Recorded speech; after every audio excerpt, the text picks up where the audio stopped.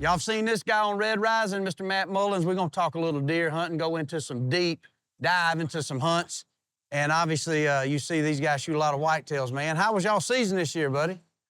It was a good season. I mean, the team struggled a bit, but honestly, I had the best year I've ever had.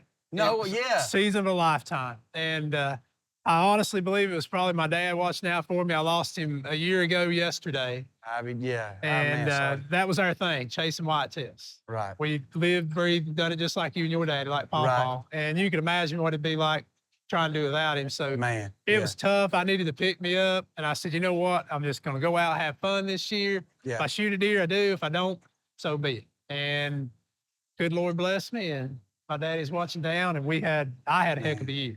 So I can't complain. Now, the other guys, they struggled a bit. It was one of those years. I think I could have went out, sat behind that fern like we were talking about before, and shot a deer. Yeah, just one of those years. Yep, and they could have been in the best spot in the country and not see a deer. Just couldn't catch a break. Couldn't catch one. Couldn't catch a break. You know what, man? I believe that 100%. I believe old Pops is with you, man. And I'm sorry to hear that, because I can't imagine that, especially if you grow up like you and I did with. Yep. We wouldn't be even sitting here talking about hunting. No. If they didn't take us hunting. Exactly. And you brought up a good point. Just, we talk about these big whitetails. Obviously, y'all known for killing big, whitetails, but inevitably, you're right. When I think about hunting with my dad, I think about the fun and God, just the joy. Being in an old single cab truck with him, a certain smell, old certain Chevrolet, vibe. truck bed, old coveralls and full of stuff in the back. Yeah. It just that nostalgia right there, what you grew up with brings you back to your roots. But you don't think about it until it's gone, that you really think about it. That's honestly. right. And it's pretty touching, because if you think about it, somebody asked me the other day about hunting big deer. I said, man, I love it. I said, however, there's a part of me, a void that I can't feel to get back to those early times of standing around the barn with my Uncle Morgan, my dad, old Pawpaw, and just Scott Steiner, and really not having a lot of strategy other than he was going to go to a persimmon tree and I was going to Hollow 1, Hollow 2, and coming back and eating breakfast and running up to the local sporting goods store and hanging out. And I don't think we've completely lost that, but I think it is easy to focus on some of these trophy animals that we all love to kill. But I'm looking back, I'm like, yes, this is a trophy deer, but I think that might have been the biggest trophy. Like, talking about the time with your dad, that was the trophy of hunting. And I look back now, and some of my fondest memories wasn't even hunting. It was when I had school and couldn't go hunting, but it was deer season. Yeah. And my daddy would come in after he'd been out hunting, and all I wanted to do was hear what he saw, what he did. Just to hear the story. And I catch my kids doing that now. Yeah. And I have to stop myself and think that I remember when I was there. So we're doing what we need to be doing there.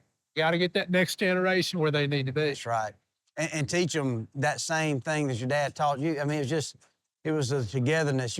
Even when, like I said, you could have been in school, your dad's hunting, but in your mind, you're still hunting with him. Yeah. And you're going to get the report. You're going to find out what happened, or wake up on a frosty morning and maybe he got to go, or maybe you got to go and he had some chores he had to do or something. So, yeah, you're right. I think it's easy to overlook that and our desire to, I don't know. It's almost like if you think about it, if you didn't have that part of it, what would really a big animal mean? I agree. It would almost be a lonely, dusty trophy room. And probably the hardest thing now is to sit around and love to have your dad. It's the campfire.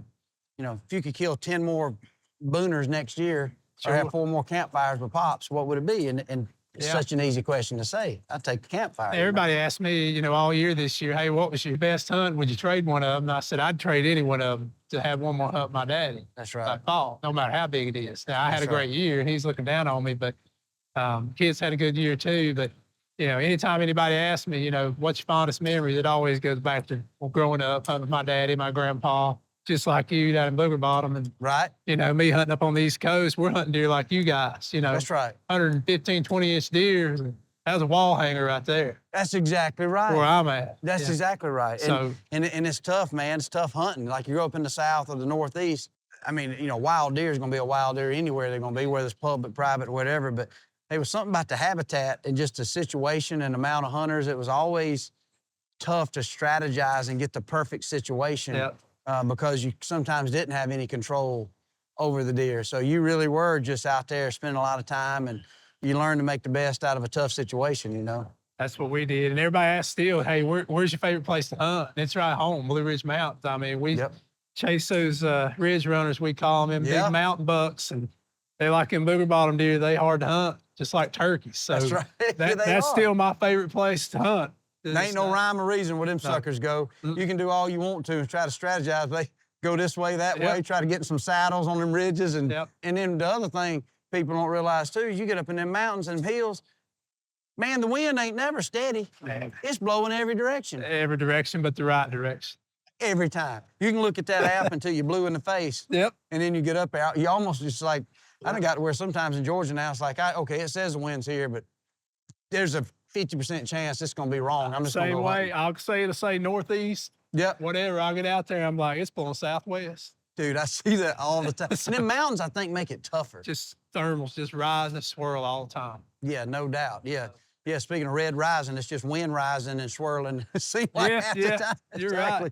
Well, you guys do one heck of a job, man. I've enjoyed watching y'all series. You got a cool team. And I think the biggest thing I like is you can tell there's a lot of grassroots there. It is. And y'all not doing it just because y'all want to be on TV. Y'all doing it because this is what you live for, and you're blessed to be part of it. And so that oozes out, you know, in y'all's production, man. When we started this, our goal was to more so educate and advocate for the outdoors than it was see our faces on TV. Right. If people followed along the way, great. That's what we were all about. But, you know, being able to get out there and spread the joy and heritage and tradition of hunting, that's what we were about.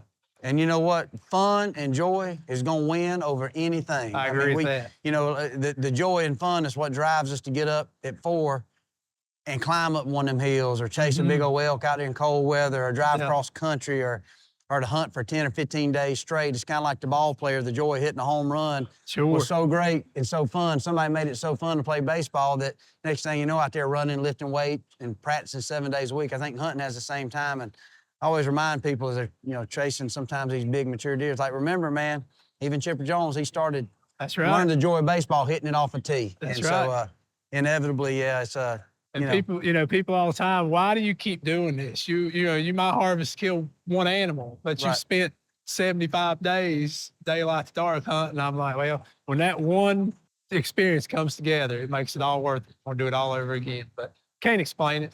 It is hard to explain. It is hard to explain unless people have been around it and understand that part of it. And you guys do a good job of helping people understand it. We appreciate that. Appreciate that. Well, it's a pleasure talking to you, buddy. I appreciate sitting down. Man, looking forward to seeing the shows this year. Appreciate it. Looking forward to yours too. Thank you, buddy.